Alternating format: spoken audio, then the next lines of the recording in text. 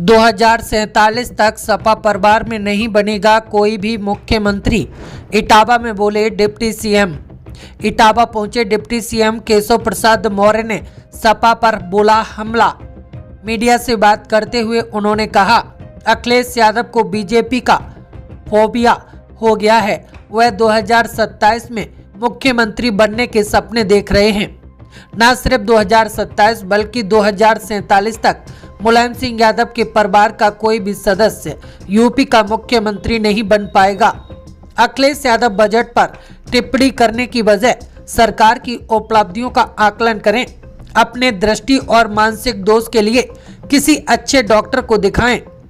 महाकुंभ पर उन्होंने कहा कि अपने कार्यकाल में कुंभ के दौरान थोड़ी भीड़ भी नहीं सवाल पाए थे, जबकि वर्तमान सरकार के प्रयासों से महाकुंभ के जरिए प्रदेश की अर्थव्यवस्था में 3000 करोड़ रुपए का उभार आया है। महाकुंभ की सफलता की कहानी पूरी दुनिया देख रही है। अगर सपा अध्यक्ष को कुंभ की यह सफलता नहीं दिखी तो फिर उन्हें दृष्टि दोष है। उन्होंने यह आरोप भी लगाया कि सपा नेता कुंभ में किसी अनहोनी की उम्मीद लगाए थे, लेकिन जनता के सहयोग से सभी कुछ बेहतर तरीके से चल रहा है। कुंभ में श्रद्धालुओं का सैलाब उमड़ रहा है। अखिलेश यादव सिर्फ जहरीले बयान देकर माहौल खराब करने की कोशिश करते हैं। मुख्यमंत्री का डीप फेक वीडियो वायरल होने पर उन्होंने कहा, जो भी ऐसे वीडियो बनाएगा और चलाएगा उसे खामियाजा भुगतना पड़ेगा। अखिलेश यादव को सत्ता में न होने की बेचैनी है, क्योंकि उन्होंने बहुत ज्यादा सत्ता की मलाई खाई है, लेकिन अब उन्हें कभी मौका नहीं मिलेगा। सर, अखिलेश यादव कह रहे हैं कि पिछले 10 महीने में 54% बजट मिला है और 46% अभी बाकी है। वो कैसे मिलेगा? कैसे काम होंगे सरकारी विभागों के? अखिलेश यादव जी को भारतीय जनता पार्टी का फोबिया हो गया है और वह 2027 का सत्ताधीश बनने का पोस्टर लगवा रहे हैं। लेकिन मैं इसी इटावा की धरती पर ये कह करके जा रहा हूँ, 2027 तो छोड़िए, 2047 तक समाजवादी पार्टी और श्री अखिलेश यादव, ये आदरणीय स्वर्गीय मुलायम सिंह यादव जी के सल्तनत का कोई भी व्यक्ति उत्तर प्रदेश का मुख्यमंत्री नहीं बन सकता। इसलिए बजट को लेकर के अनर्गल प्राप्त करने की जगह श्री अखिलेश यादव जी उत्तर प्रदेश सरकार की उपलब्धियों का सही तरीके से आकलन करें। जो उनको दृष्टि दोष है, जो मानसिक दोष है, उससे वो छुटकारा पाने के लिए अच्छे डॉक्टर से अच्छी दवा लें। इटावा सांसद कहते हैं कि जो बजट आया वो पूंजीपतियों के लिए, जो गरीब छोटे जो व्यापारी हैं उनके लिए जीएसटी और अन्य में छूट नहीं दी। देखिए, मैं नहीं जानता हूं कि जो इटावा के सांसद जी हैं उन्होंने बजट पूरा पढ़ा भी है कि नहीं पढ़ा है। अगर वो पढ़े होते तो ऐसा बोल नहीं सकते। अगर वो ऐसा बोल रहे हैं तो उन्होंने बजट को पढ़ा नहीं। और जो बिना बजट पढ़े कुछ बोलता है, कोई बजट को पूरा अध्ययन किए बगैर कुछ बोलता है, तो वो यही बात बोलेगा जो कि विपक्ष के जो मन में आया वो बोल दिया। वास्तविकता से लेना देना नहीं है।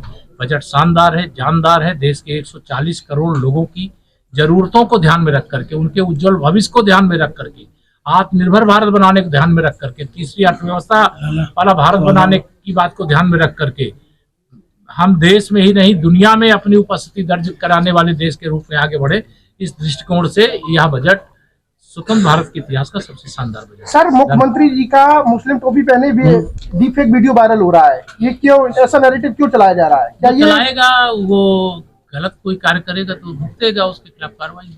तो क्या ये सर महाकुंभ की महासफलता की साइड इफेक्ट है? अब इस इफेक्ट किसका है? तो श्री अखिलेश यादव जी तो लगातार यही कोशिश में थे कि महाकुंभ को लेकर के इतना शानदार ढंग से कुंभ चल रहा था। एक दुर्घटना जरूर हुई जिसका हम लोगों को बहुत कष्ट है, लेकिन वह हर समय यही कल्पना करते थे कोई अनहोनी हो जाए, कोई अनहोनी हो जाए, उनको मुद्दा मिल जाए।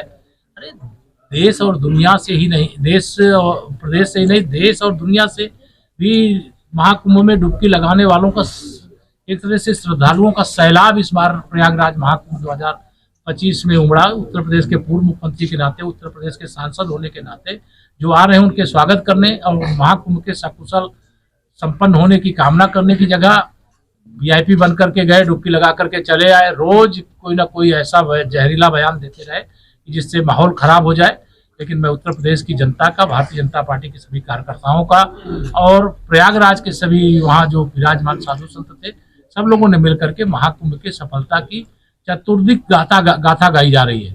और ये बताते हुए मुझे हर्ष हो रहा है कि 2025 के महाकुंभ के साथ हम 2031 में होने वाले अर्ध कुंभ की तैयारी शुरू कर चुके हैं।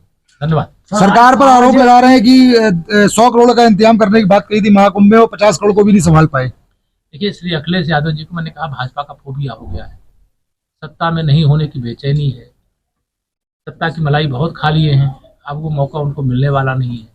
मैंने कहा कि इनकी सल्तनत के आखिरी सुल्तान के रूप में 2012 से 17 तक की सरकार चला चुकी है।